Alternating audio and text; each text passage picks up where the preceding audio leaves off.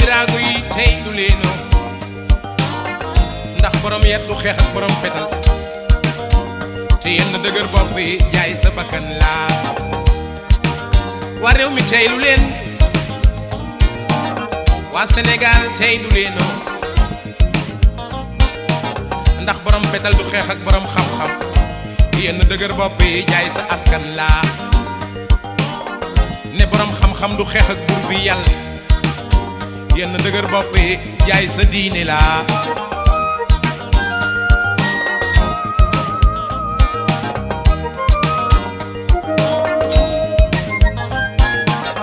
jëf mbokk yi ñu ngi leen di nuyu bu baax di rafetlu seen ànd ak kóolute gi ngeen ànd ak seen rajo Mbour FM TV kaddu gi bàyyeekoo fii ci quartier Château d'Eau ni ñu koy amalee rek mercredi bu nekk di àllarba bu 18h jotee jàpp 19h seen émission gindi xam ngeen ne dañuy faral nag di ci dalal ay chef de service ñu ñëw ñuy fas yéene nag càmbar wala sax waxtaan ci la ñu leen dénk ndax mu gën a mën a leer ci boppu askan wi nga xamante ne nii ñu ngi topp tey ji nag mbokk yi ñu am mbégte bu yaatu di dalal ñoo nga xamante ne nii ñenn ñi dañu féetee ci ñaari wet bi ci njëkk moo di trésor mais également ñoo xamante ni aussi ñoom ñoo ŋànk dëkk bi di waa mairie ak itam ñi nga xamante ni dañu féetee ci impôt ak itam ñi nga xamante ni nii dañu nekk ay délégué de quartier ñoom ñëpp mbokk yi ñu fas yéene seq benn waxtaan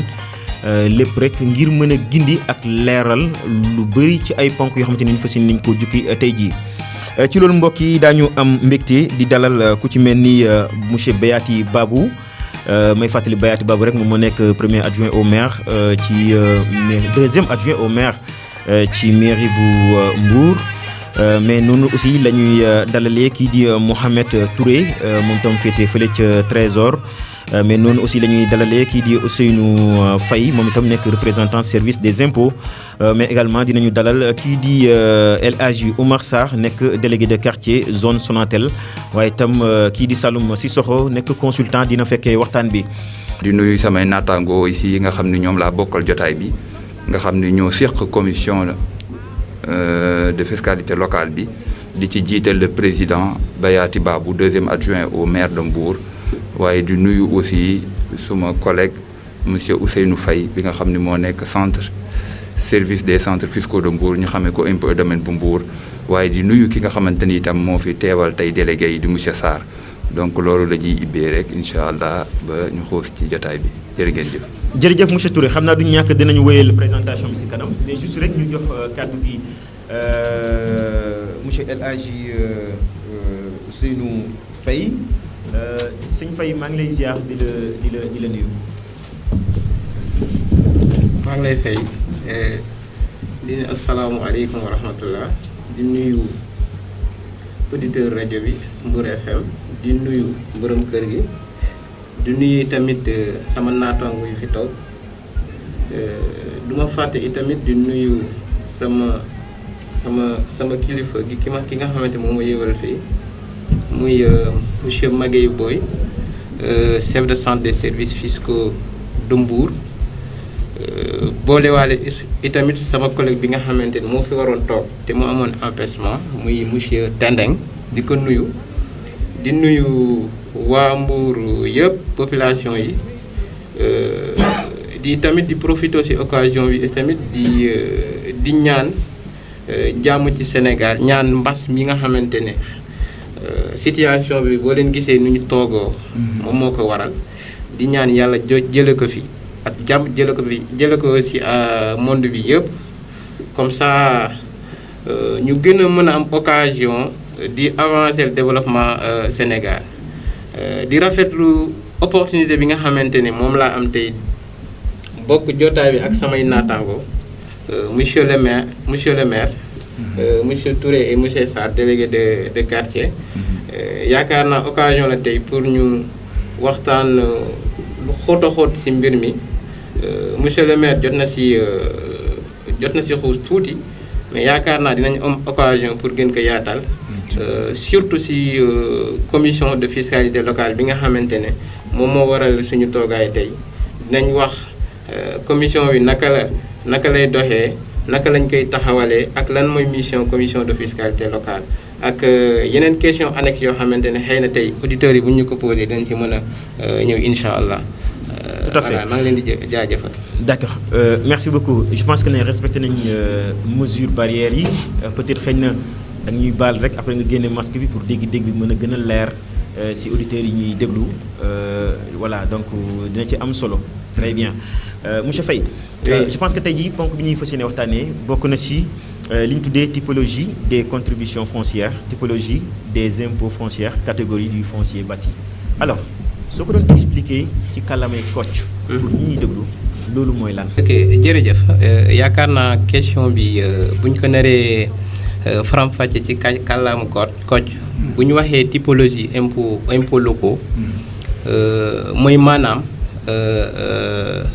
bépp xeetu impôt yi nga xamante ne moom lañu jagleel waa collectivité locale yi parce que boo xoolee wàllum impôt si répartition impôt yi nga xamante ne moom mooy dem si gafa réew mi dafa am benn pàcc boo xamante ne moom mooy dem si gafa nguur gi mooy lu ñuy waxee impôt d'état ak benn gafa boo xamante ne dañ ko jagleel collectivité territoriales yi donc ce qui fait que bu ñu waxee typologie impôts locaux mooy xeetum impôt yi nga xamante ne bu ñu ko recouvrer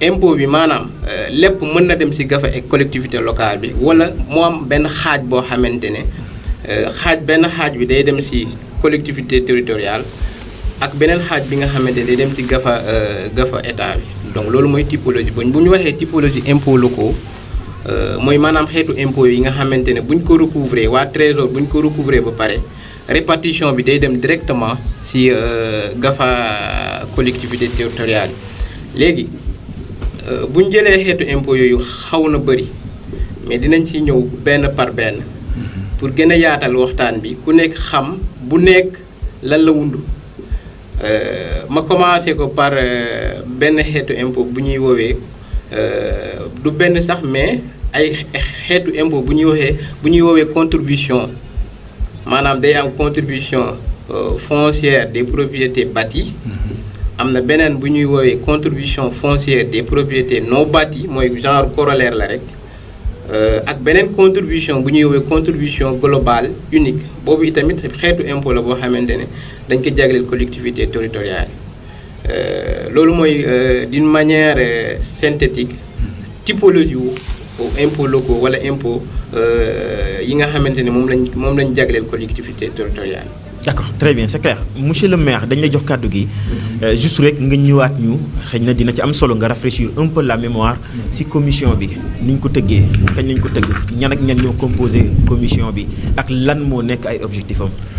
voilà jërëjëf maa ngi lay gërëm sëñ Fall xam naa ne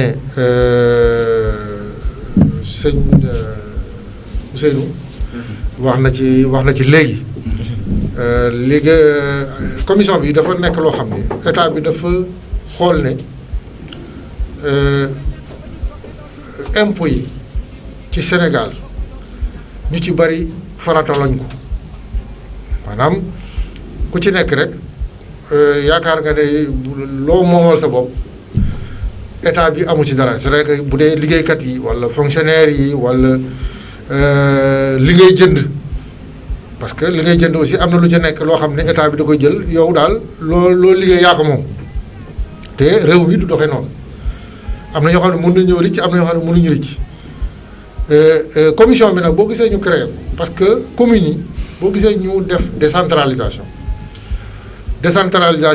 day permettre commune bu ci nekk yow li lay développer yaa koy wutal sa bopp. Tout à fait. te bu njëkk non seulement dañoo créer communes yi mais joxuñu leen seen i moyens ñu dem wutal ko seen bopp maanaam jox nañ leen ci tuuti mais li ci des dañu ne état bi moo leen koy defaral. état bi nag dafa ne nag léegi yéen comme yéen a moom seen xaalis yéen a ko war a saytu yéen a war a dem dugal ci seen loxo. parce que ñi fay nekk di leen jàppale ni agent état yi man déjà li ma leen doyee rek doyul buñ ci bëggee boole yéen li ngeen am te yéen ngeen toog rek croiser les bras di xaar mun naa poser problème donc moo tax ñu teg commission de fiscalité locale. nu mu tëddoo maanaam dañu jël commune bu di nekk ak sa dayoo di nga toll ñu jël ay délégué de quartier ak jël benn élu mu jiite leen. Mbour yàlla def na juróom-benn délégué la ñu war a jël ñu tudde leen commissaire moo tax monsieur le délégué El Hadji Omar Sarr teew fi xam naa dinañ ko jox léegi kàddu bi moom tamit mëntee sànni kàddu. Expliquer un peu donc ñu dugal ci ñu jël ci 8 yi ku ci nekk am nga suppléant donc total bi di nekk 16 di mu nekk fukki nit ak juróom-benn. mais juróom-benn yi ñooy titulaires yi juróom-ñett yi di suppléant ñooñu ñoo war a ànd ak waa impôt ak waa trésor ñoo xam ne ay membre de droit la maanaam ñun amuñu droit doog suñu ruq rek jël décision waxtaane ko te yëgaluñu leen ko. ñoom réunion bu ñu war a def dañ ko war a teewe même bu ñu dul voté mais ñoom dañ ko war a teewe du ñu gindi parce que ñoom it comme ñun la ñuy liggéeyal lu ñu war a def pour ñu bañ a juum te loolu mooy seen liggéey waa impôt lan mooy impôt ñan ñoo war a fay impôt ban façon impôt la ñu war a fay ñoom ñoo ko xam. trésor mooy ñoo yore suñu kees mairie ku fa dem xaalis amu fa. ñun lu ñu am waa trésor lañ koy dénk donc ñoom it dañu war a jàppale pour seet nag la ñuy jëlee xaalis bi ak fu ñu koy war a def. tout à fait donc commission bi 16 délégués la ñu tuddee leen ay commissaires monsieur le maire jël arrêté teg ma ci kaw commission bi. loolu nag lu ñuy def mooy dañu ànd liggéey comme par exemple lu ñuy wax recensement xam naa dinañ ci ñëw ci kanam. bu ko impôt doon def la doon dem rek. ak ay moyens mairie sax mën na ko bañ a yëg bu paree mu bind ñu war a bind jox leen ay këyit après ñu war a ñëw fay mairie dafa ne nag léegi nag état bi dafa ne mairie bi na ci dugal loxo comme mairie bi moo ëmb dëkk bi di liggéey ak délégué de quartier yi mu boole ci délégué de quartier xam nga ñoom mën nañoo ñëw ci quartier di laajte nit te duñ ko xam. tout à fait mais délégué de quartier bi fa ne. xam na ku fa yeewoo xam na ku fa dee yeewoo ku fay luye xam na ko ku fa luyewul xam na fa ku fa jaar xam na fa ku fa jaarul xam na fa donc bu ñu jaaree ci moom dafay naa day gën a yomb. tout à fait pour que nit ñi aussi gën a mën a xam donc ci tënk rek. parce que tey jii defe naa ne lu loolu mooy principal kii bi. tout à fait mais li ñu nar a waxtaanee. ci ponk yi bari na trop. voilà donc voilà très bien commission bi. noonu la tëddee. ok ñun moo tax tey jii ñun ñëpp. ñu ñëw teew fi tey pour que question bu askan bi am boo xam ne ci wàllu impôt la même bu génnee thème bi sax incha allah dinañ ci jéem jox leen ci ay réponses parce que loolu moo tax ñu def série d'émissions yi. tout à fait bu dul woon mbas mi sax quartier bu ci nekk dinañ fa teg suñu tànk def fa lu ñuy wax ay forum waxtaan ak ñoom pour man leen la mais fi mu nekk nii dinañ ko wax ci rajo bi dinañ def ay flyers pour que ku ci nekk xam ku am aussi lu la jaaxal ca dëkk ca quartier mën ngaa dem ba sa délégué de quartier parce que ñun bi ñuy def loolu jëluñu commissaire yi formé leen dañu jël 42 quartiers yi fi nekk Mbour yëpp ñu woo seen délégué ànd ak waa impôt ak waa trésor ñu jàngal leen lan mooy impôt ku koy fay naka nga koy faye foo koy fayee boo amee lu la naqari fooy dem et cetera et cetera donc ku ci jaaxle tey ji mun ngaa sax bañ a sonn mun ngaa dem sa délégué rek nga ne ko man daal impôt bi nii nangam dama am jafe-jafe moom mu wax la yoon bi ngay mën a jaar. boo ñëwee mairie naka zaalika boo demee trésor naka zaalika boo demee impôt naka zaalika donc commission bi loolu mooy njëriñam. tey jii dañu ñëw rek pour gindi population bi. tout à fait gën leen yee ci mbir mi weccoog ñoom xalaat parce que yëf yi du doole. du alaakulli aan dañ ko war a fay mais ci waxtaan lañ koy lal.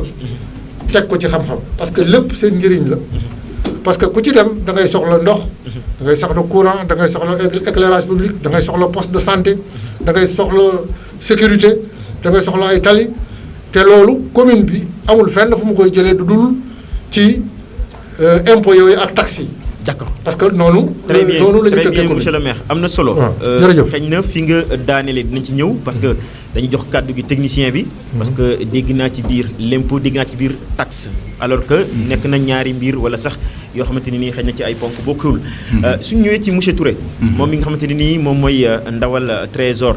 bëri na ci lu ñuy wax ci xeet yu mel noonu. l'impôt taxe mélange bi bari lool. très bien. lëndëm ci bopp nit ñi. tey jii lan nga ñu mën a indi ci fàttali ci ponk yooyu bu ci nekk lan moo ko wutale ak morom bi. jërëjëf monsieur Fall. voilà di wax rek ne li sëñ Faye sama naataangoo wax léegi rek ibbi na waxtaan wi rawatina li nga xam ni moom la ci président dolli. waaye damay bëgg rek saa ñuy waxtaanee ci mbir yi demee nii ñi ñuy déglu xam li ñuy wax laytaay wi lan la. ak fan la sukkandiku. ñuy wax ni l'impôt bi ñuy wax te monsieur Faye am na mu ci fàttaliku léegi wax ne l'impôt bu ñu ko tuddee rek dafa am ñaar ñu ci am wàll benn bi ñu koy wax état benn bi ñu koy wax gox-goxaan yi muy les collectivités territoriales. Mbuur bokk di benn ci collectivité yooyu. la ko lal nag ay loi la keroog ba nuy ibbi wax nañ ne. l'impôt yi nga xamante ne nii dafa aju ci suuf ñu koy wax contribution foncière te tey sax yaakaar naa li ci bëri ci wàllu googu la jëm ndax typologie des contributions foncières lañu wax. ñu xam ne mi ngi sukkandiku ci téere bu ñuy wax code général des impôts. moom mooy téere bi nga xamante ne nii ñoom moom la ñuy sukkandiku ngir doxal seenub liggéey te téere boobu loi 2012-31 du 31/12/2012 moo ko tëral ci ay article am 308 ba 312. may bëgg ñëpp ñu koy déglu tamit day am solo ñu leen di renvoyer ci loolu. su ko defee ñu xam ne ni wax fan la tegu. noonu mu tëggee l'impôt yi nga xamante ne nii moom lu ci bari bokk na ci contribution foncière dafa yaatu nag wax nañ ko léegi dinaa ci ñëwaat. waaye itam dafa am bu ñuy wax fiscalité locale dafa am ay l'impôt yoo xamante ni ay taxe la. ak yeneen xeetu impôt yoo xamante ni nekkul ca téere boobu. boobu itam am na fu mu tegu. mi ngi tënku ci téere bu ñuy wax code général des collectivités territoriales. loi bu ko tënk mooy loi 2013-10 du 28/12/2013. boo fa demee ci article 195 di nga gis xeetu l'impôt yépp yoo xamante ni tey jii ñu ngi koy laaj ci gox-goxaani fan la tegu. kon day jar loolee itam nu koy fàttali. tout à fait impôt taxe nag nit ñi dañ koy jaawatle. waaye nit ñi lañu xam mooy l'impôt rek. am na nag différence ab sew-sew bu ci am.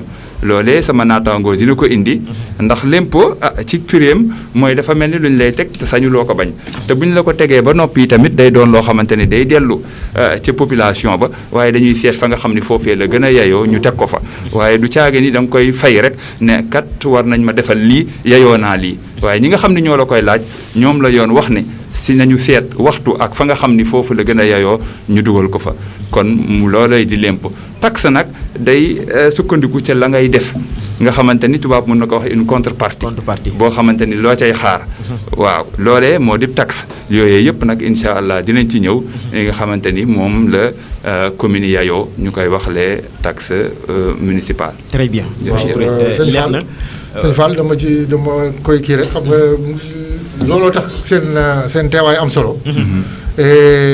xam-xam bi mu nga seen loxo.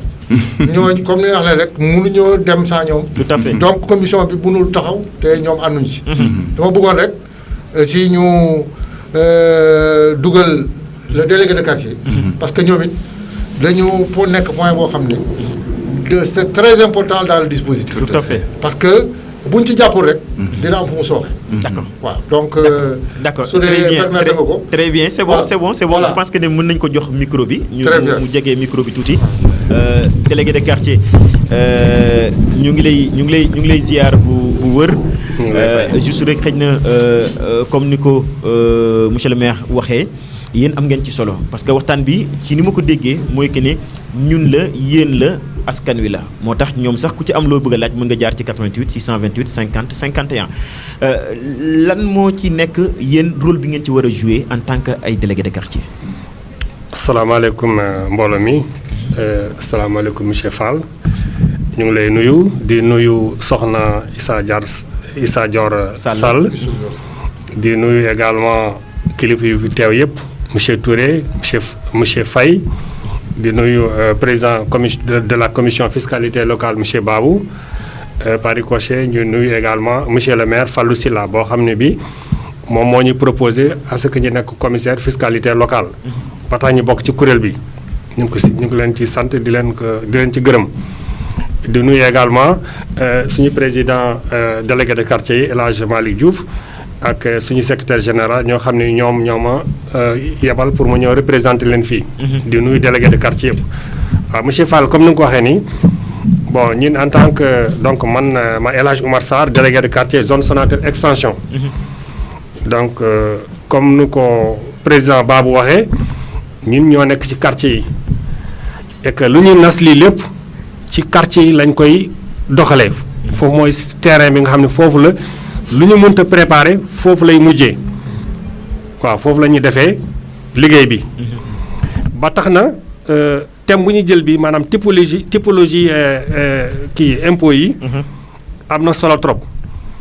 te ñun délégué de quartier dafa am loo xam ne lii moo ñu ci gën a soxal te techniciens yi je crois que dinañ ci ñëwaat en profondeur parce que loolu moo ñu xaar ci terrain bi. typologie yi par exemple ñoom monsieur Touré ak monsieur Faye dañoo bëgg toujours ñu circonscrire mbir mi ba nga xam ni ñun en tant que délégué de quartier connaissance suñu ci amoon yi dañ ko consolider. ba pare également suñu population yi nga xam ne ñoo nekk ak ñun ci gox yi bés bu commission bi ñëwee si ñoom dañu xam lan moo leen indi. ak lu leen xaar. ba tax na dama bëgg ñu insister ci par exemple foncier bâti.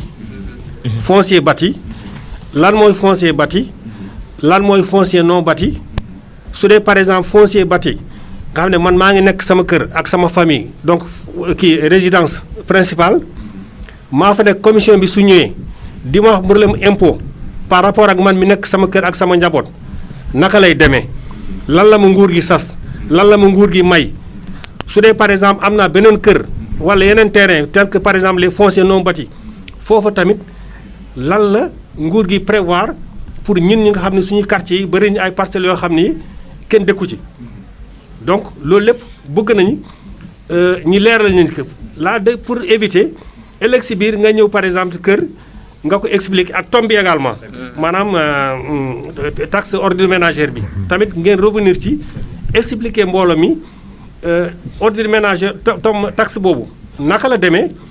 d'accord nan lañu koy calculer dina si ñëw techniquement dina si ñëw. mais yéen en tant que ay délégué de quartier. lan moo ci nekk seen rôle. non yéen ban rôle ngeen ci mën a jouer. suñu rôle. mooy ñun dañuy faciliter liggéey commission bi. dañuy sensibiliser dañuy assister commission bi. loolu mooy ñun suñu rôle en tant que délégué de quartier. les techniciens ñoo xam ne waa impôt et domaine ñoom ñoo ñëw sur le terrain. mais ñun ñoo leen di yombalal liggéey bi ci quartier bi. comme ñooy bunt bi ñun ñoo leen di yombal laa fu ñu waroon am résistance mooy permettre suñu ànd ak ñoom. liggéey bi nooy foofu mu bañ am ay jafe-jafe. très bien loolu mooy suñu rôle exactement au niveau de la commission fiscalité locale. d'accord très bien c'est très clair macha allah alors sëñ Ousseynou Faye ñoom ñëpp ko ci nekk junj na ko maanaam wax nañ ci foncier bâti ak foncier non bâti tey jii bu ñu jëlee ci foncier bâti nga xamante ne nii nit mooy sanc dëkk fa. wala mu yor benn ñaar ba ñett. dëkku ca am yoo xamante ne daf koy luyeeg yu ni mel tey alors suñu desee ci foncier bâti boobu noonu lan nga ñu ci mën a expliquer que ne nit ki noonu moo war a nekk taxawaayam digganteem ak collectivité locale digganteem ak trésor digganteem ak impôt. jërëjëf question bu ma neex la pour ma tontu si parce que yaakaar naa ñu bëri dañuy confondre kii boobu noonu contribution boobu noonu ak yeneen contribution donc bu ñuy wax contribution foncière des propriétés bâties comme son nom l'indique bu ñu jàppee terme bâti bi rek bu ñu si taxawee tuuti rek dinañu mën a gindi tuuti si contribution boobu ban kii lay viser ban bien lay viser parce que dafa nekk contribution boo xamante ne bien lay viser loo xamante ne nit ki si boppam dafa am terrain am def si tabax si donc il faut que la notion de bâti soit présente du moins donc ça veut dire que yow borom kër gi yow boo tabaxee sa kër rek yow xeetu impôt boobu war na la quel que soit nag consistance kiiwu bâti bi mais bu ñuy calculer nag si la ñuy sogandikoo nag si consistance su kiiwu bâti bi pour mën a xam ñaata ngay fay. mais ala kulli àll boo amee kër tabax si da nga war a fay foncier bâti. am na nag xeetu tabax yoo xamante ne état bi dafa lu ñuy waxee exemption c'est-à-dire boolewu ko si maanaam néegu ñax wala yeneen kii nga xamante ne te kii en bango yooyu kii bi daf ko exempté c'est-à-dire boolewu ko bu muy wax bâti daf ko tege de côté. léegi mooy bëgg a ñëwaat itamit si benn question bu monsieur Sarr wax mooy ki nga xamante ne moom dafa tabax ba pare mais daf si dëkk ak njabootam. loolu dafa am solo ñuy ñëwaat si parce que dañuy yaakaar ne yow sa kër bi nga xamante ne sa njaboot moo si dëkk rek waroo fay foncier bâti alors que en réalité am na nuance bu si nekk foofu loi bi buy wax dafay indi benn abattement c'est-à-dire pour les résidences principales bu ñu ko kiiyee ci français boobu dafa am benn abattement de 1,5 million ci valeur locative bi muy lan parce que foncier bâti bu ñu koy calculer bu ñu bëggee xam nit ki ñaata la war a fay dañuy sogandikoo ci valeur locative dinaa ci ñëw mais toujours par rapport à la résidence principale ki nga xamante ne moo dëkk ak njabootam day am benn abattement maanaam suñu calculer suñu xayma valeur locative bi dañuy dindi 1,5 million ba pare li des moom la ñuy appliquer taux wu 5% parce que en matière de contribution foncière des propriétés bâties taux bi 5% la de la valeur locative. donc ce qui fait kooku noonu dañ koy dindil 1,5 million ci valeur locative bi door a calculer bu fekkee nag valeur locative bi tolloowul valeur 1,5 million wala dépassé wu ko maanaam bu ñu dindee loolu day nul. donc loolu mooy waral nit kooku ñu exonérer ko définitivement mais exonération bi sax terewul mu war a def obligation déclarative loolu wàccewul ba léegi wàccewul ak yoon. c'est-à-dire loolu bu amee ñu xool xayma valeur locative bi nekk en deçà de 1,5 million l'obligation de déclarer pèse toujours sur la personne donc kooku dafa war a ñëw ba impôt et domaine retirer formulaire imprimé. déclarer ñu mën a constater situation boobu donc si tënk loolu mooy li nga xamante ne contribution foncière des propriétés bâties maintenant corollairement maintenant à ça il y a ce qu'on appelle contribution foncière des propriétés non bâties donc par exclusion ki nga xamante ne terrain nu la wala tool boo xamante ne waa ji defu fi maanaam mooy terrain boo xamante ne amul dara kooku contribution foncière des propriétés non bâties lay doon te loolu boo gisee loi bi di instituer kii boobu noonu dafa am lu mu si jublu si lu mu si jublu am na loo xamante ne c'est pour lutter contre les comment ça s'appelle l'urbanisation galopante c'est-à-dire maanaam tey ma am sama terrain si biir Mbour par exemple fii man des fois damay doxantu gis ay terrain yoo xamante ne nawet bu ñëwee day am ay ñax. et ça fait l'objet de l'insécurité insécurité bi si nekk kenn xamu ko ay jaan mën na si nekk donc du coup loi bi buy def loolu c'est pour inciter ki nga xamante ne dafa am këram terrain bàyyi ko noonu bañ ko tabax taxe bi bu ñëwee day gën a kii si moom comme ça kooku buy fay dina ko encourager mu tabax këram wala mu libérer wala mu jaay ko am nu mu ko def donc d'une manière ramassée loolu mooy différence contribution foncière des propriétés bâties ak différence contribution foncière des propriétés non bâties. wax nga lu am solo monsieur Touré xëy na dinañ ñëw si yow tuuti rek mais dafa dugg ci wàllum déclaration seetlu bi mooy que ni ñu ci ëpp du ñu déclarer bala ngay fay da ngaa déclarer. voilà déclaration yi xam nga au Sénégal le système fiscal c'est un système déclaratif c'est-à-dire xeetu impôt boo gis balaa nga koy fay.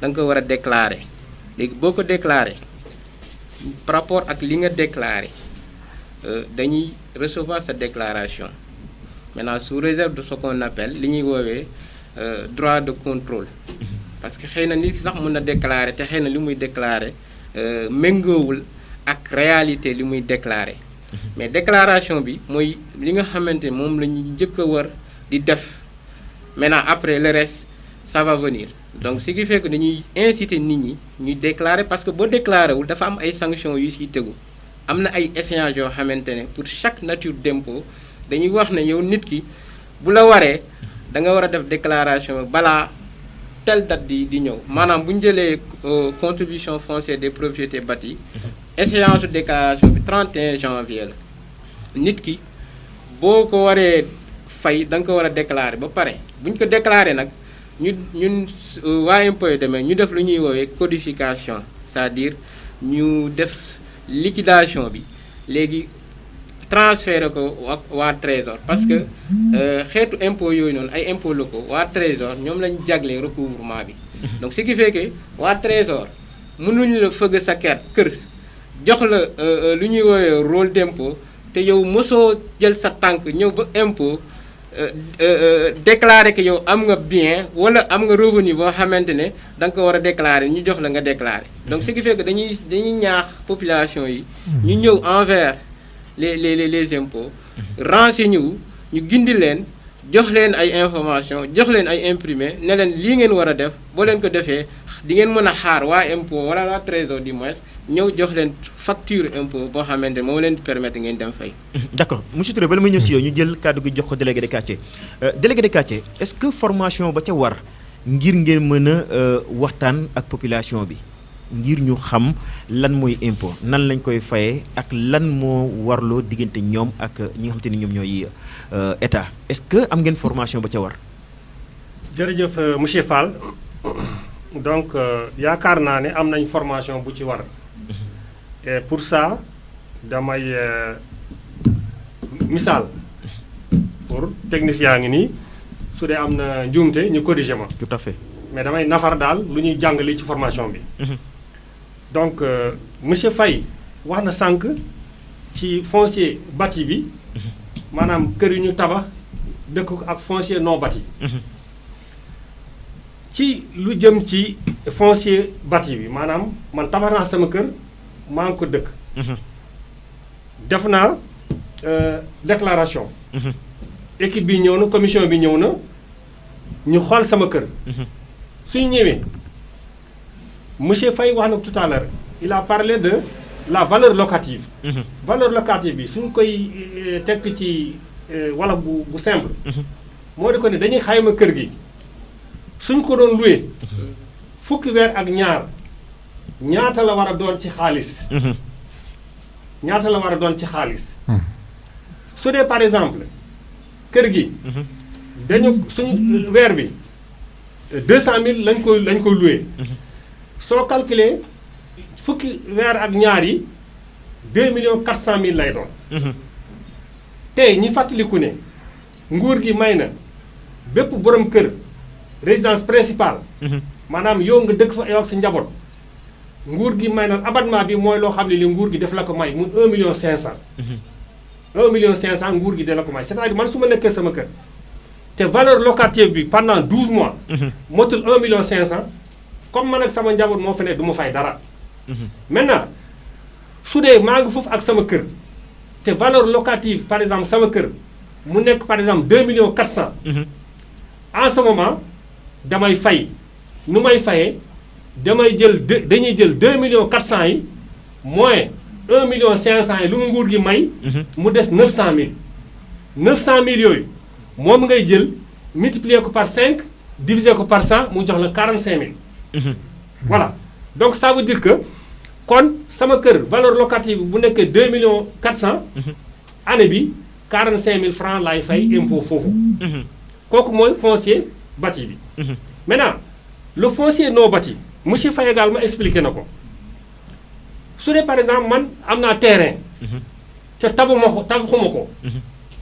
commission bu mu ñëwee dina ne kii monsieur Babou wala monsieur Touré moom moo ko moom léegi nag ñi xool terrain bi monsieur Touré moom wala monsieur Faye moom wala man ma moom su dee bu mu ko doon jënd ci 3 ans yi par exemple 2 millions laa ko jëndee woon ci biir 3 ans yi su ñu ñëwee ñoom dañuy calculer 2 millions yooyu pour terrain boobu day fay bien que kenn nekk foofu mais day fay dañuy jël 2 millions yooyu ñu multiplier ko par 5 diviser ko par 100 mu jox la ay 72 000 je crois waaw mu jox la 72 000. waaw mu jox la par exemple 2 millions multiplié par 5 divisé par 100. li ngay trouvé li moom ngay fay ci terrain boo xam ne bi terrain nu la. ok lu waral loolu. c'est pour que nguur gi dafa bëgg nit yi di dëkk.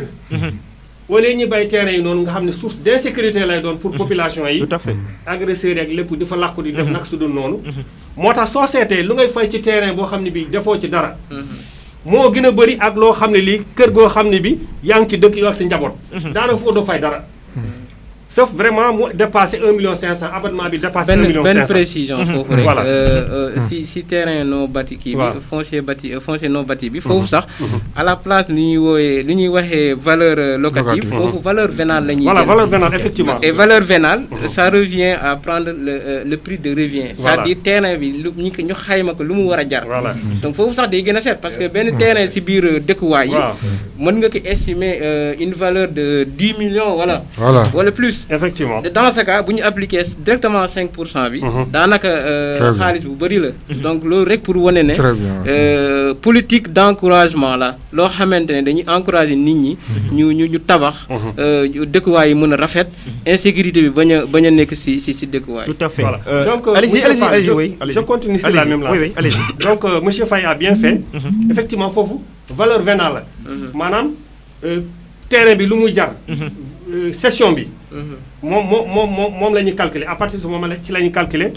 donc soo jëloon par exemple 2 millions nga multiplier ko par 5 diviser ko par 100 mu jox la 100 000 francs. donc voyez donc terrain nu kenn dëkku ci mbalit lañ fay sotti ñax yi ñoo fa ne da ngay fay 100 000 francs. alors que kër gu nga ne su dépassé wul 1 million 500 doo fay dërëm. donc loolu lépp nag c'est pour que encourager nit yi. wala ñu def spéculation foncière. seen terrain yi ñu jaay ko am ñu tabax ci wala ñoom seen bopp ñu tabax ko. donc loolu mooy. deuxième point bi. maintenant troisième point bi. toujours par rapport ak je crois Faye ak monsieur Touré dina ci ñëwaat. comme dama laaj est-ce que comprendre nañu. wala oui si par rapport ak. si allez-y dans les ordures ménagères. foofu tamit. souvent day am problème. parce que ñun population yi dañuy naan waaw yéen a ngi ñuy fayeeku mbalit ba pare ñun gisuñu oto mbalit. mais bu ñu fàtte ne ñun ñu dëkk suñu kër yi nekk ci quartier yi nguur gi déjà may nañu 1 million 500 mooy abattement bi.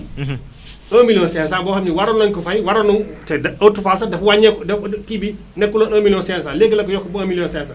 c'est dire que donc dans un quartier. presque ñu si gën a bëri duñu fay impôt kër yi.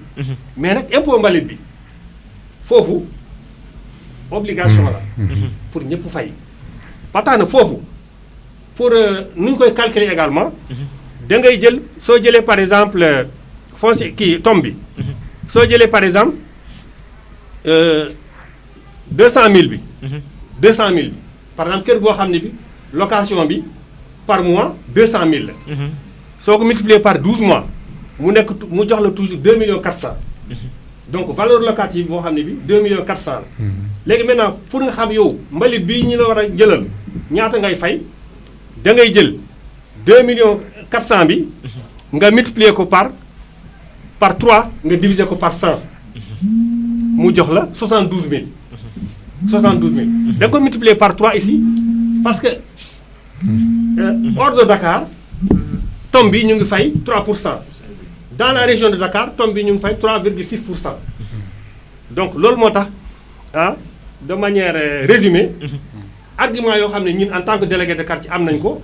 te population yi ku ci jaaxle soo ñëwee si dañuy expliquer. xam ne lii mooy njëriñu lii mooy avantage bi lii lañ ñu may te tombe bi. bu ci nit yi jaaxle parce que toujours da ngay jël en considération que ne déjà may leen 1 million 500. donc nag suñu leen annuellement na nga fay par exemple. ici l'exemple qu'on a donné ça fait 72000 mais mun na nekk par exemple 5000 francs wala 10 000 francs su dee xool nañu valeur locative sa kër tabax bi demeewul noonu daf mel na sama kër ñu ne la par exemple valeur locative bi ça fait 500000 là soo ko multiplier par 3 looy fay ci tombe bi du bëri. macha allah donc voilà macha allah délégué de quartier ça se voit que ne en formation bi jàll na te am na solo vraiment c'est explicite monsieur Touré suñu ñëwee si yow parce que yéen monsieur le maire wax na ko sànq ci bi muy tàmbali mooy que ne yéenay seen banque maanaam ci yéen la ñu yaakaaree et comme ni ko délégué de quartier expliqué nii ba mu leer yéen tey jii suñu duggee ci li nga xamante ne nii mooy jaxase bi am diggante l'impôt taxe est-ce que mën nga ci ñëwaat nga expliquer ñu donc lan mooy taxe ak taxe naka lañ koy fayee ak ñan ñoo war a fay taxe ak itam su fekkee ne am na looy mën a rajouter aussi ci li ñu wax ci foncier bâti foncier non bâti bi aussi bu fekkee am na loo ci bëgg a rajouter aussi ñu jël micro bi. merci voilà ñu baal ko rek ñu jox ko micro bi délégué baal ma rek nga jox ko micro bi très bien. donc voilà merci. voilà merci monsieur Fall. xam naa fi ma dabee waxtaan wi moom liñ ci mën a wax dana yaatu waaye nag xam naa am na loo benn pàcc boo xam ne dañ koy bàyyi rek émission bii di ñëw. nga xam ni dafa dugg dëgg-dëgg ci wàllu recouvrement. ok mais su ma dellu soo rek ci li nga xam ni monsieur Faye doon na ko leeral. ni ki noonu itam monsieur le délégué commissaire fiscal monsieur Sarr. d'abord damay sant yàlla ci vraiment ni nga xamante ne nii leeral na ko la nga xam ni ñoom moom lañ leen jàngal ci wàllu lii nuy waxtaane tout à fait. ndax itam man maa représenté woon Trésor ci seen formation nga xamante ni c'est un programme bu ñuy wax programme PAGIS la woon avec l'agence française de développement ñu jëloon 4 communes pilotes waxoon nañ ko ci émission bale passé yàlla dogal 4 communes yooyu yëpp daje ci département de Mbour c'était les communes de Mbour celle de Saly de Nguéniène et de Thiadiaye donc ñu leen di tàggat ci fiscalité locale notamment les contributions foncières wax dëgg yàlla lii mu wone firnde la ci ni ñoom lañu leen doon wax leer na seen bopp tout à fait. waaye bu leeree seen bopp rek yem fa du doy lu tax ñu toog fii donc dafa am plan d'action boo xam ni commission fiscalité locale da ko def mu am volet communication kon ci wàllu googu la ñu nekk ñoom ñi ngi déroulé moo waral suñu jotaay bi fet tey ñoom nag les délégués wala les commissaires ñoom dañuy jàppale trésor bu ma nee trésor mun naa wax commission bi yëpp mais les services techniques notamment les impôts mais aussi le trésor surtout ñun ndax itam trésor impôt bu liggéeyee li muy de l'impôt bi yëpp bu ca noppee da koy jébbal trésor tout à fait. trésor mooy yóbbu këyit gi nga xamante ni moom lay aji fay lépp ji di jëkk jot muy le contribuable ngir mu leeral ko ci l'impôt bi muy fay lu mu doon naka lañ koy fayee ak yan waxtu la koy fay ak bu ko fayul lan moo ko ciy fekk yàlla bu dogalee nag mu am ñoo xam ni wax dëgg yàlla dañ leen tàggat ci loolu ba ñu ciy jàppale ba li mu wax nii mu leer nañ kooku vraiment dañ ciy sant bu baax a baax macha allah mais dellu si waat rek ni li mu wax yépp leer na ci diggante foncier bâti bi nga xamante ni yaa moom sa këru bopp loolu naa ci dellu rek parce que dafa am ay sew-sew yu nekk ci biir mooy bu nu waxee foncier bâti résidence principale am na yeneen foncier bâti boo xamante ni ça dépend ci ni nga koy jëriñoo kër gi mën nga tabax sa kër waaye nga loué ko foncier bâti war na la ca te benn propriétaire lay am très bien mën nga tabax sa kër itam mu doon sa ñaareelu kër kooku nu koy wax résidence secondaire tout à fait. nuy wax ni ñaari xeetu jëfandikoo yooyu yëpp du am abattement li sëñ Fay doon wax kon foncier bâti résidence principale bi nga xam ne yaa ko moom muy sa benn kër nga déclaré ko dëkk seeg sa njaboot moom lañ lay wax abattement abattement nag mooy lu ñu lay wàññi lu ñu lay teggil la te nun koy calculer wax nañ ko léegi bu ñu xaymaa kër gi valeur locative am nga xamante ni mun nañ ko natte ci la nga koy loué weer bu matee at multiplié par 12 loolee mën nañ ko valeur locative waaye am na yeneen xeetu nattin Ousseynou Faye ma ko gën a xam am na lu ñuy wax la méthode cadastrale am na la méthode par comparaison ci xayma parce que ay jumtukaay la rek ba mën a tëral valeur locative bi loolee buñ ko ci nattee ba bu nu mu munti toll dañ ci teggi 1,5 million ci valeur boobu bu fekkee yaa dëkk sa kër ak sa njaboot muy sa benn kër doog la calculer foncier bâti bi maanaam ñu multiplier ko par taux bi ñu ciy appliqué muy 5%. mu am tam lu am solo lu mu lay wax parce que bu la impôt boobu wàccee itam taxe bi day ñëw de taxe moom amul abattement te taxe buy bootu ci foncier bâti mooy taxe bu ñuy wax taxe sur les ordures ménagères kooku ci hors Dakar taux bi c'est 3%.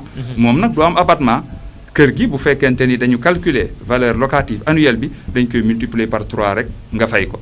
moo waral ñoom ñii seetlu nañ ko kayit yu bëri yi ñuy jot ci Mbour bu ñu jotee kayitu lempo bi. lempo bi kayit gi dina tudd avertissement wala avis d'imposition. maanaam yëgle ci sa wàllu lempo.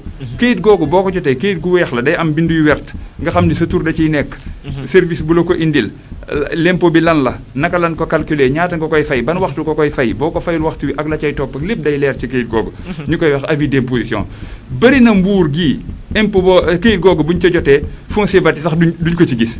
maanaam taxe ordure ménagère rek la ñuy gis ndax xam nga lu tax ndax baal nañ leen ko ndax abattement ba lekk na ko ndax yéen yaa ca dëkk ak sa njaboot état bi ne la boo ca dëkkee ak sa njaboot buñ ko calculer bu ëppul 1,5 million duma la ca teg dara moo tax boo ko seetee kayit yu bëri ci wàllu lempo yi ñuy jot taxe ordure ménagère la léegi nag foofu nag wax ji mën naa am ordure ménagère pourquoi ma koy fay ndax service bi normal na wala déet waaye ci suuf fàtte nga ni am na lu la état bi baal lu ëpp fuuf lii mu la teg tey muy taxe ordure ménagère te taxe nag nuñ ko waxee rek taxe lay laal taxe ba nag mooy ñun bu dee service technique fay xam na ko bu fekkente ni service ramassage des ordures ménagères wóor nañu ne am na ci gox boobu rek gox boobu ña fa dëkk am kër impôt boobu da leen war ñun nag warteef nag bu amee te ñuy sukkandiku ci loi ñun fayeeku rek la ñuy def la ca des nag ñoom ñi nga xam ne ñi leen administré muy waa miir ñoom nag ñooy war a taxaw ba nga xamante ni service bi ñu assuré ko ni ñu ko war a assuré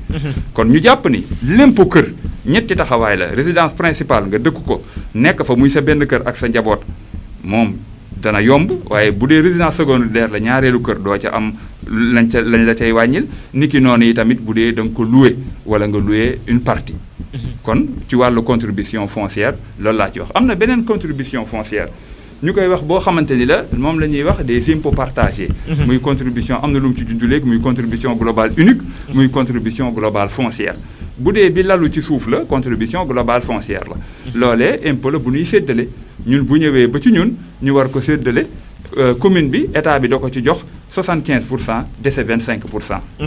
kon xam nga ni loolee état bi mi ngi bëgg dimbali collectivité locale yi ci wàll boobu te it impôt boobu luy tubaab de impôt synthétique la dafa ëmb impôt yu bari. nga xam ni boo ko xasee ba fay rek lépp daanaka lu la waroon ci l'impôt ci kër gi rek daanaka impôt boobu ëmb na ko.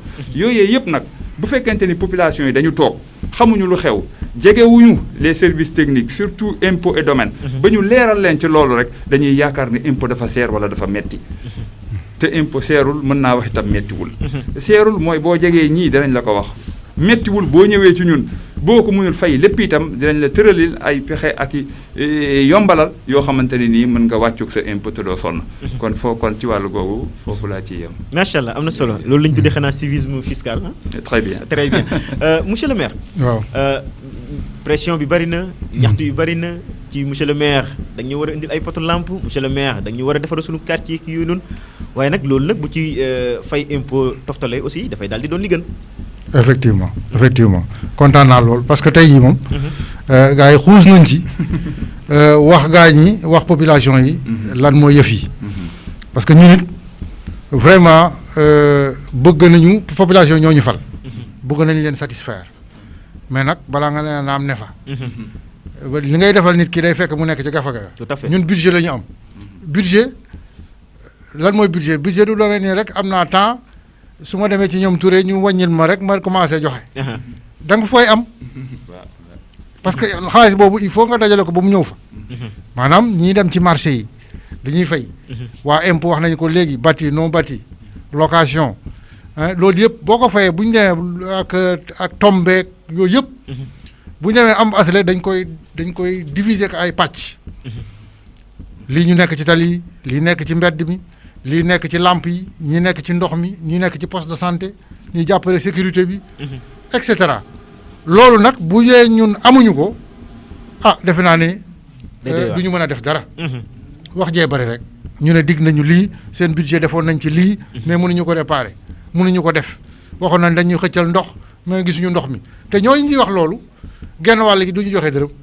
ñoom daal sa kër da ngay tabax dëkk defar ba mu rafet taxaw ne ma nañ ma indil courant bu mu fii defal ma ci lampe buy tàkk xamuñu ku koy fay. parce que xamuñu ne lampe yooyu weeru de maire koy fay. nañ ma indil ndox ba ci sama kër ma mën a dugal ndox loolu xaalis bu dul jeex la. te ñun bu ñu ko defee SDE wala ñu dem Senelec nee ko defal ñu dañ koy fay. bu ñu ko fayal duñ ñu ko defaral. seen facture lampe mbedd yi bu ñu ñëwee weeru dee ñu leen sëñ bi ameel ngeen ñu temps suñ ko fayee rek ñu coupé lampe yi.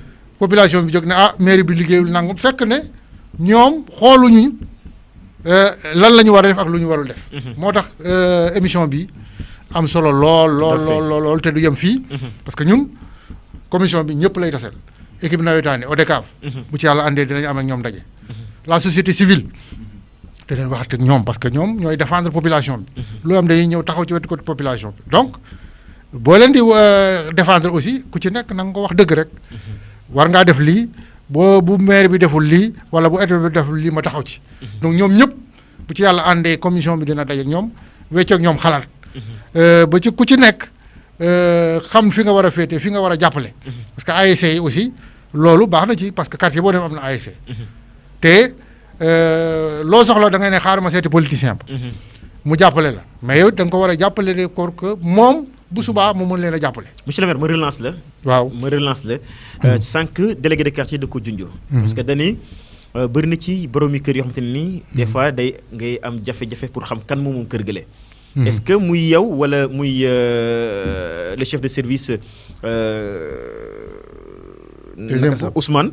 yéen ñaar kenn mën na ci tontu laaj bi mooy que est-ce que yéen a ngi xalaat à l'avenir cartographie wu Mbour ñu informatiser ko ba nga xamante ni nii yéen kër gu nekk di ngeen xam lan la warloo wala kër gu nekk kan moo nekk borom. wax nga une question xam naa dinaa ci bàyyi sa waay mu sànni ñu parce que loolu yëpp ci commission bi la. mais ñoom it vraiment loolu wàllu impôt la. xam naa dama koy yombal liggéey bi daal. waaw impôt loolu moom. dama koy baale ak impôt. très bien monsieur Ousmane. te boo xoolee sax boo xoolee ñu dem à la base. def commission de fiscalité locale bi c'est pour régler ay problèmes yu bëri. kii wax na ko sànq monsieur Sarr. seen participation ak wala seen présence ci commission bi dafa am solo trop. tout à fait. donc ce qui fait que dafa nekk un problème a priori pour régler le problème d'adressage problème d'identification des contribuables. parce que yaakaar naa pour nit ki mën a fay tey. d'abord parce que xam nga ne ñëpp amuñu pas-pas.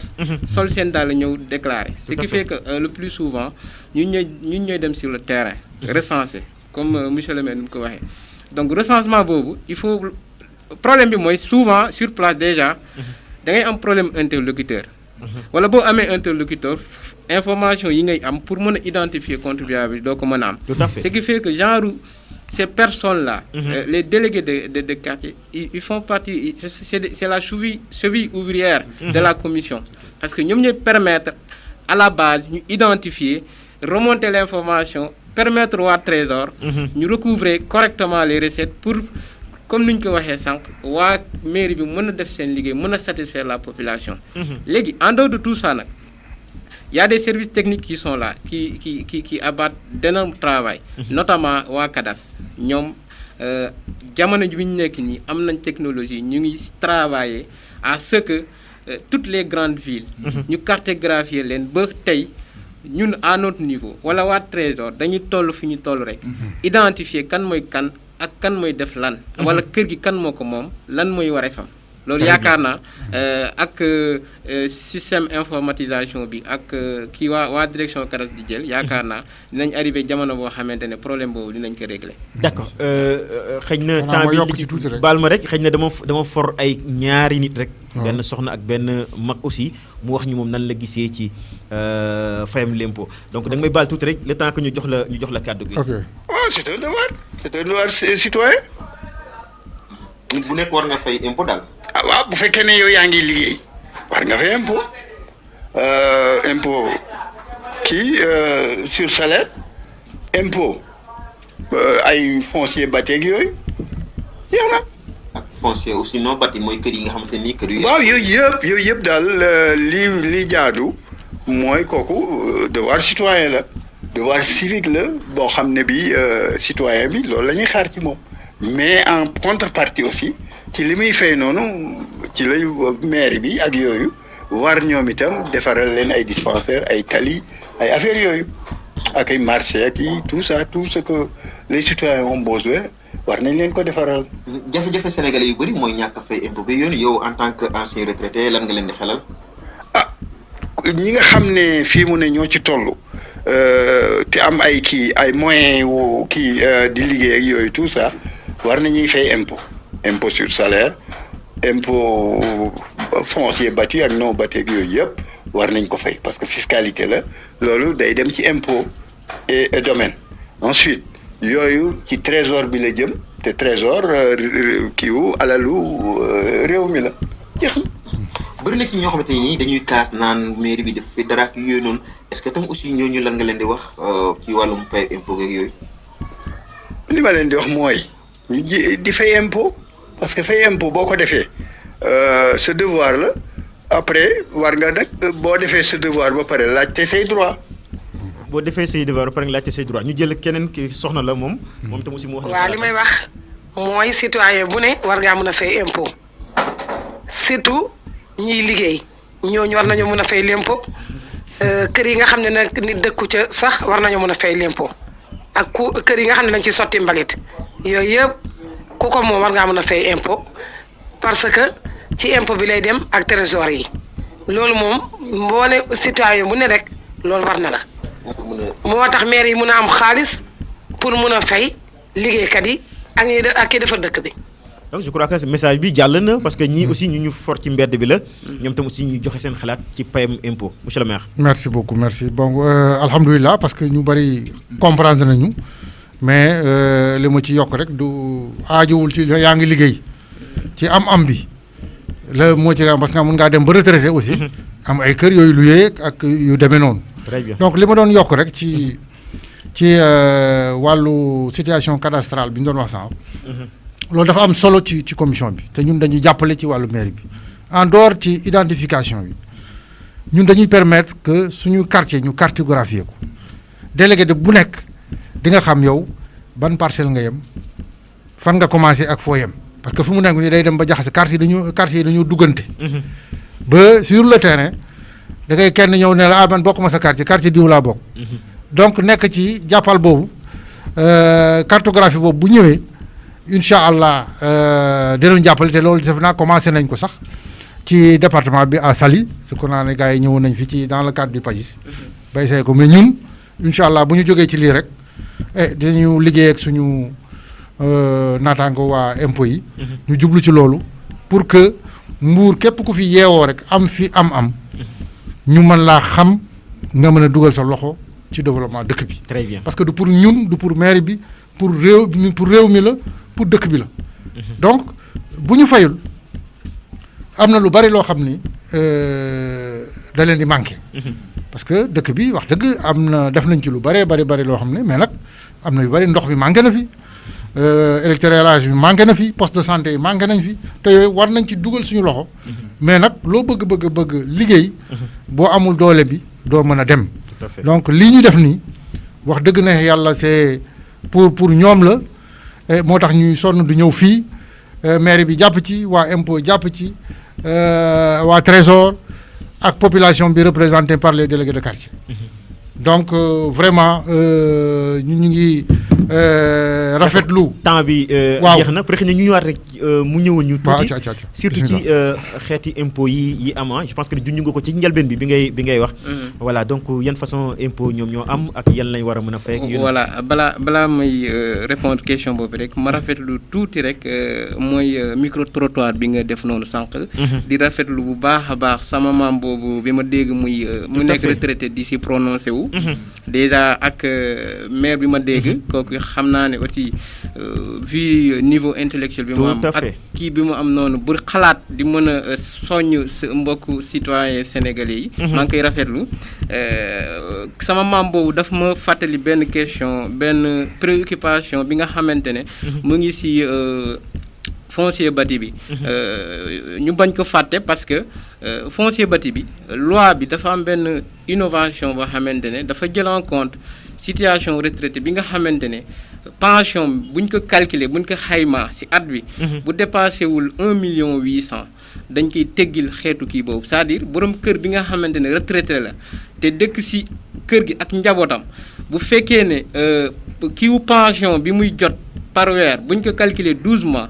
dépassé wul 1 million 800 daanaka foncier bâti bi dañ ko koy teggil donc du ko fay. Ok. bu nekkoon précision bi nga xamante ne. am na am na solo te sama maam boobu. Tout à fait. bi ma dégg ci micro trottoir bi moo ma ko fàttali. tout à fait. léegi par rapport maintenant à la question mooy typologie bi rek ñu ñëwaat ci rek gën ko yaatal parce que bon pas yaatal d'une manière kii parce que temps bi dem na. Tout à fait. mais laal ci yeneen xeet yi nga xamante xëy na peut-être sànq bi ñuy wax jotuñ ko énumérer. léegi su ma commencé ci typologie bi. foncier bâti bi ci la bokk. wax nañ ci sànq foncier non bâti bi am na contribution globale unique.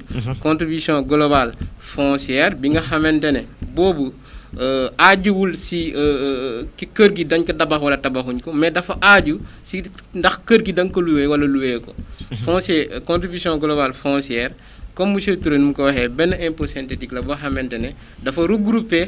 ay xeetu impôt yi nga xamante ne borom kër gi nga xamante ne dafa am ay revenu foncier parce que boo amee sa kër joxe ko en location da ngay tirer da ngay am ay revenu yoo xamante ne comme salarié bi nga xamante ne moom day fay chaque weer balaa muy jot salaire am dañ koy dagg à la source ki nga xamante ne dafa am ay revenu foncier de la même manière war na fay su boobaa dafa am benn impôt synthétique bi nga xamante loi bi da ko jagleel ñu koy woowee contribution globale foncière bi nga xamante ne mooy ki nga xamante ne revenu bi annuel bi dépassé wul 30 millions kii bi at bi.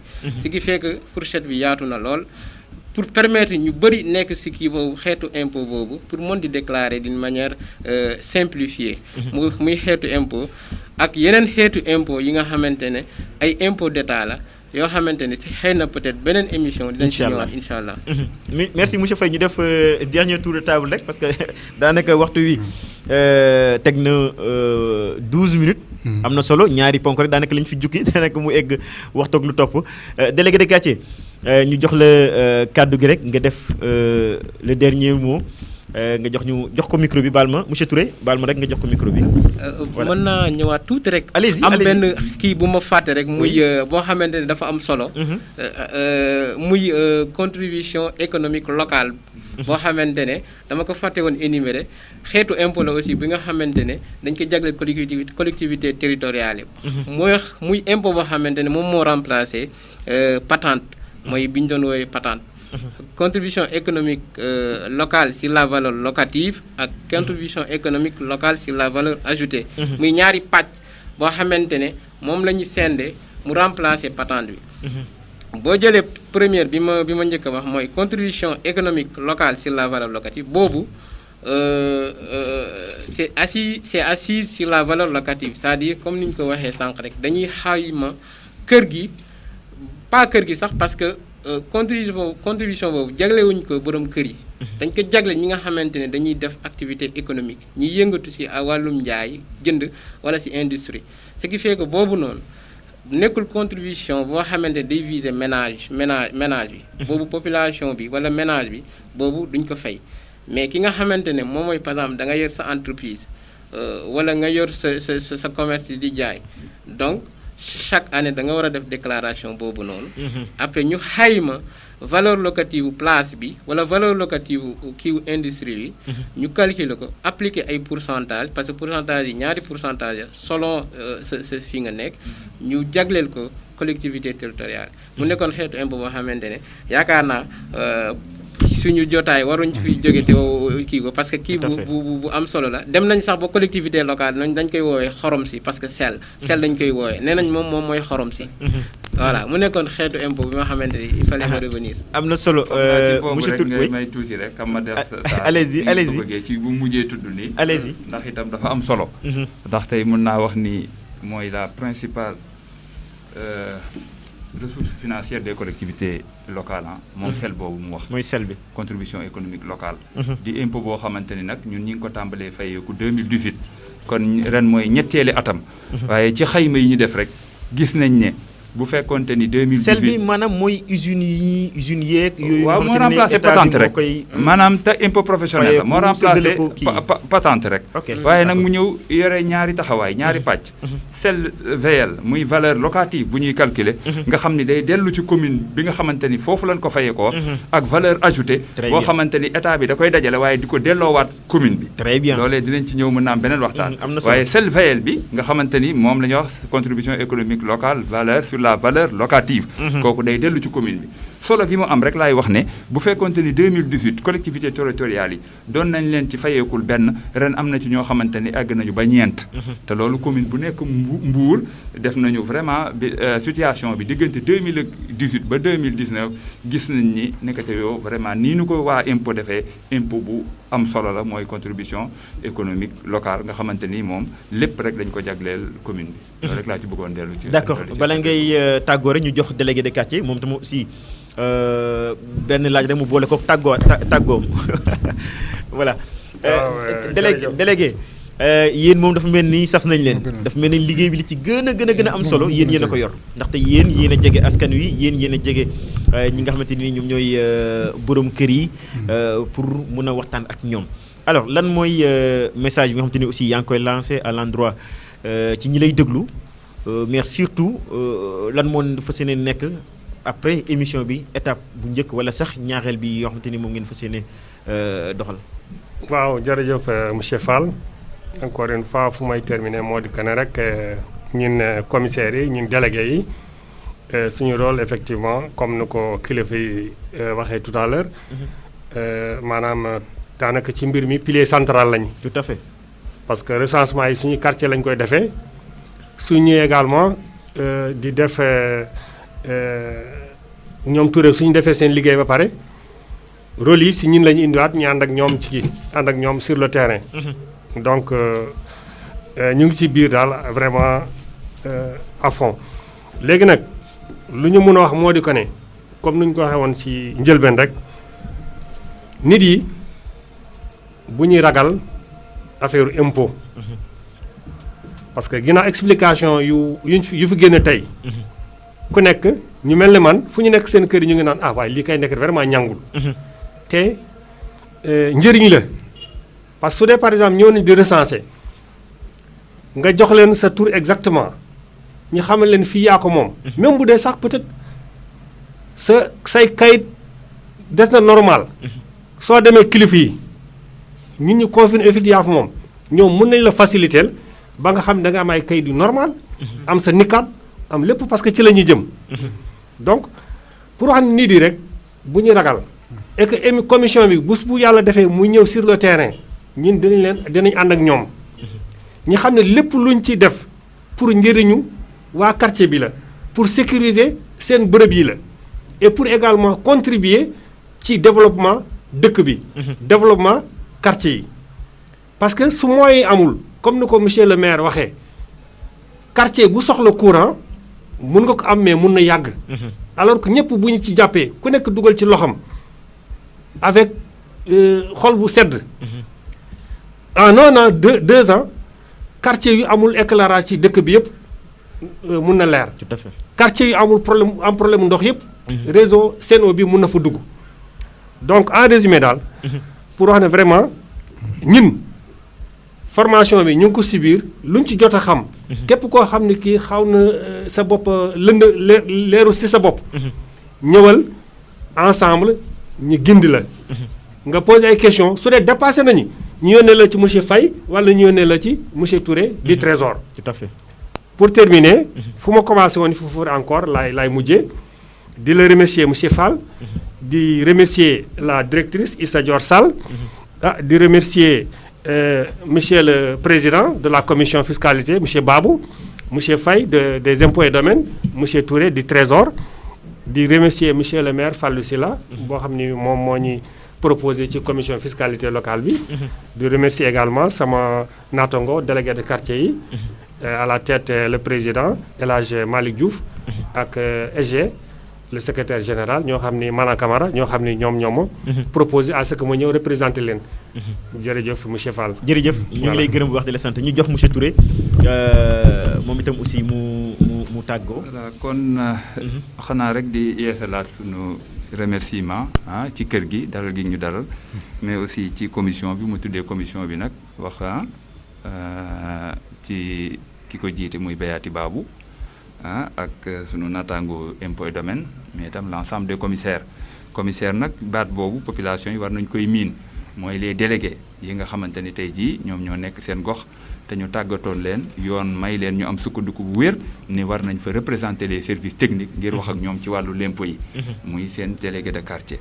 kon vraiment ñun ñëpp ñoo ngi leen di sant ni may waxee rek ni liggéey bi dafa mel ni trésor la ñu koy defal ndax gannaaw ñun la waroon ñun la yoon teg loolu ne nu yaa leen di saytu l'impôt boobu di ko dajale di ko ngir collectivité territoriales yi kon vraiment liñ ci def vraiment gis nañ ko ngeen xam ni kilifa gi mi ngi koy bàyyi xel mi ngi koy rafetlu lépp lu war ci jàppale ni itam jàppale leen danañ ko def incha allah du ma terminer rek xam naa jotaay bi sax jeex na waaye comme ni mu koy waxee woon ba laal impôt taxe impôt boobu muy wax contribution économique locale dafa am impôt boo xamante ne nii dafa nekk ci biir suñu biir te nit ñi mel ni dañ ko woyofal waaye xamuñu ko ñi koy wax l'impôt du minimum fiscal IMF 4 quatrième catégorie mu war ku nekk ci kër te loolu itam ci code général des impôts la nekk. loolu ban xeetu impôt la.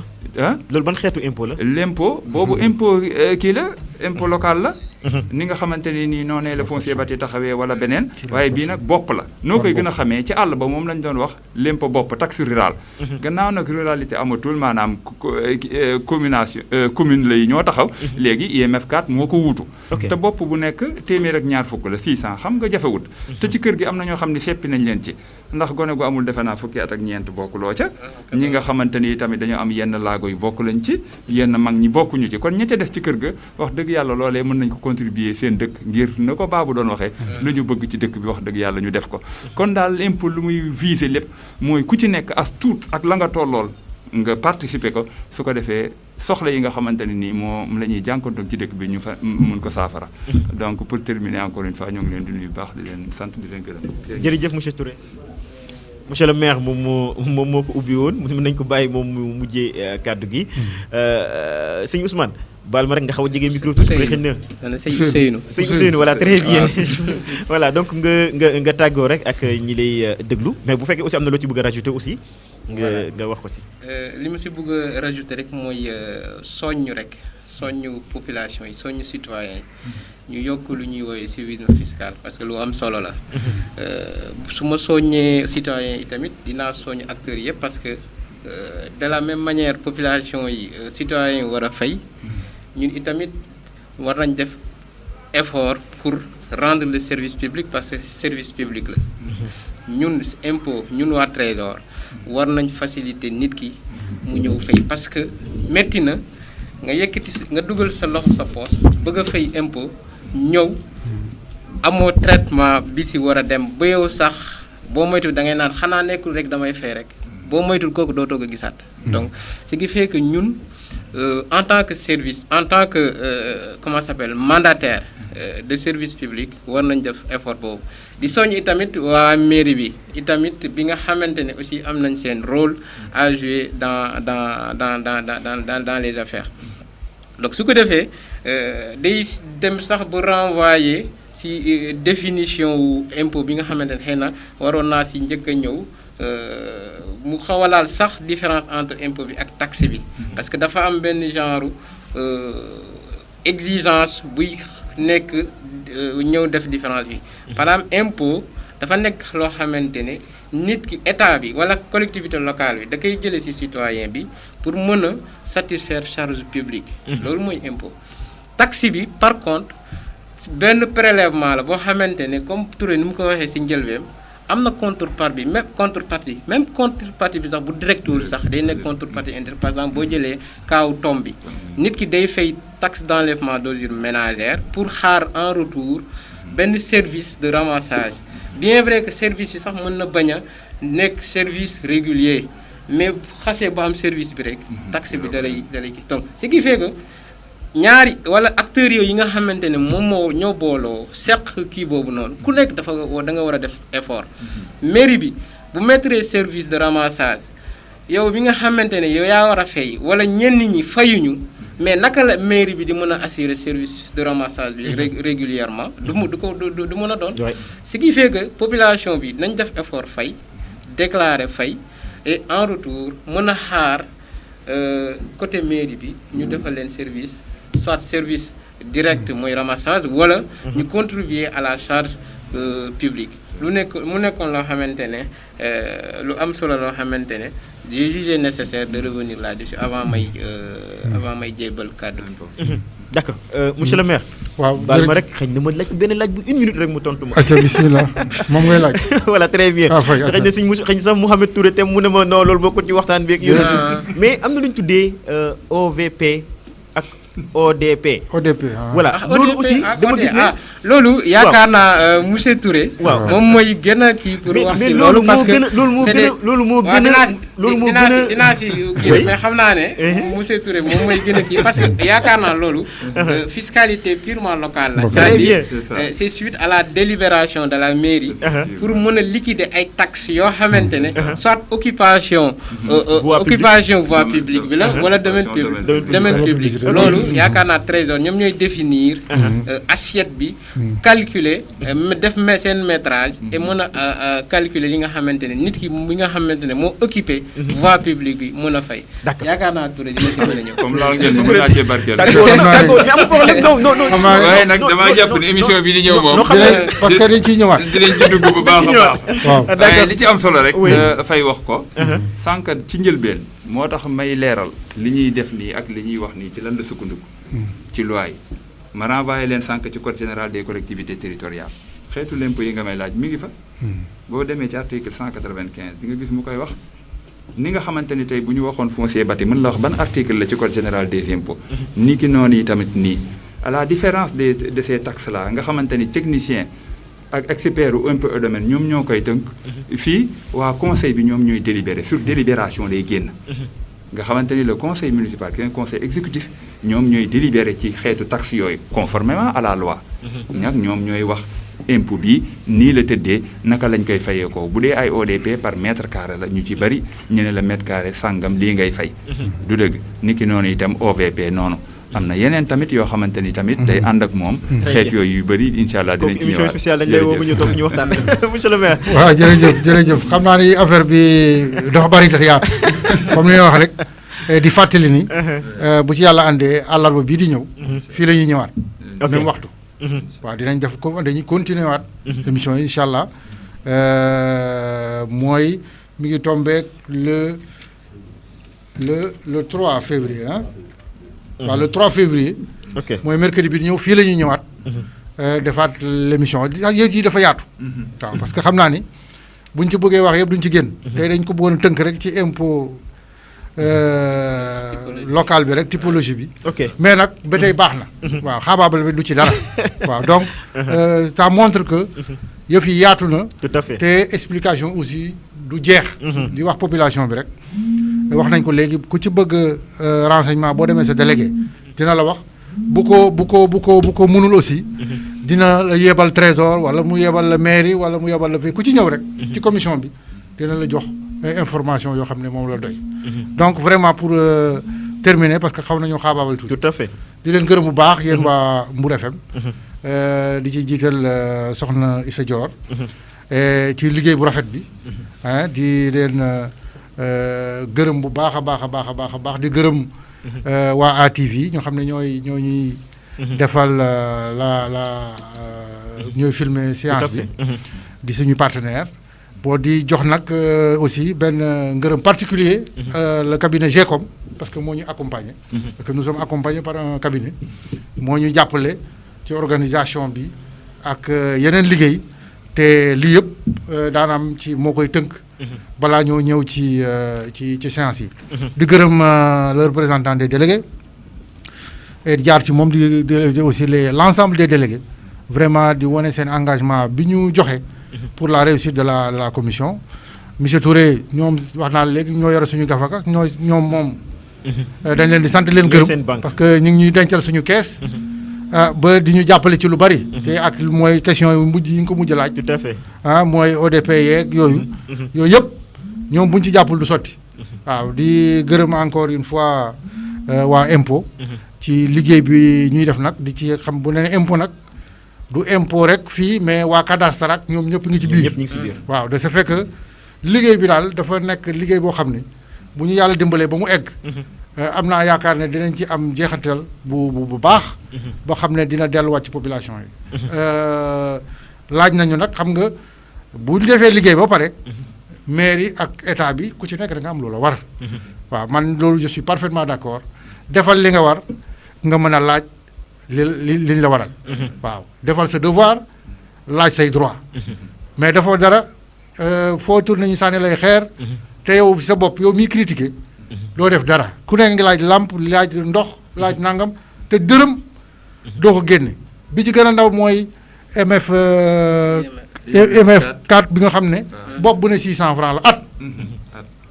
bu ngeen nekkee ñaari nit ci kër wala ñeent 600 francs par 4 ça fait 2400 at. ñu la joxal 2400 nangoo ko joxe. am sa kër tabax ko ba mu rafet ci luye di encaissé te nangoo ci génn dërëm. ak bëgg a nekk njiit te doo fay impôt. bëgg a nekk maire doo fay impôt bëgg a nekk conseil municipal doo fay impôt. bëgg a nekk délégué de quartier doo fay impôt loolu yëpp day dëñ. ñun commission bi wax nañ leen ko képp ku bëgg a nekk délégué boo fayul impôt ñu wàcc la. ah waaw c'est un minimum. munoo ñëw nit ñi fay leen impôt te yow doo fay impôt. yow munoo nekk nga ne damaa bëgg a nekk conseil municipal wala dama bëgg a nekk député. te doo fay impôt dañ lay dénoncer ba ñu wàcc la. oui tout à fait parce que c'est un minimum yooyu ñemoo ko def ci dëkk tubaab yi. bu kaay ma jiite leen te du ma dugal dara. donc yow li gars yi am nga bëgg a yóbbu. waaw donc xam naa ne du ma xaabaabal dinañ ci gën a ñëw man je suis d'accord pour les devoirs des citoyens ñu def ko mais je suis aussi parfaitement d'accord que ñoom tam ñu laaj seen droit ba képp koo xam ne war nga cee mën a dugal sa loxo nga dugal ko ci pour réew mi mën a développer suñu dëkk yi mën a développer. D'accord. ñu ngi leen di gërëm bu baax di leen sant. merci beaucoup tey jii ñu doon waxtaanee typologie des contributions foncières typologie des impôts fonciers catégorie du foncier bâti ñu amoon mbégte bu yaatu doon ci dalal monsieur le maire Bayati Babou waaye itam ak kii di Mohamed Touré nekk ci trésor waaye itam kii di Ousseynou Faye moom itam nekk représentant service des impôts waaye ànd ceeg El Hadji Oumar Sarr nekk délégué de quartier zone Sonatel waaye itam kii di Saloum Sissoko moom nekk consultant fekkee na waxtaan wi di gërëm bu baax ñi nga xamante ni aussi sunu confrère wu ATV la ñoom itam ñu doon liggéey bu am solo ñu ngi leen di gërëm bu baax di leen jaajëfal di gërëm Issa Dior Sall bi coordonné émission bi mbokk yi ñu leen jox dafa rek ba ci kanam tuuti incha allah jërë ngeen jëf.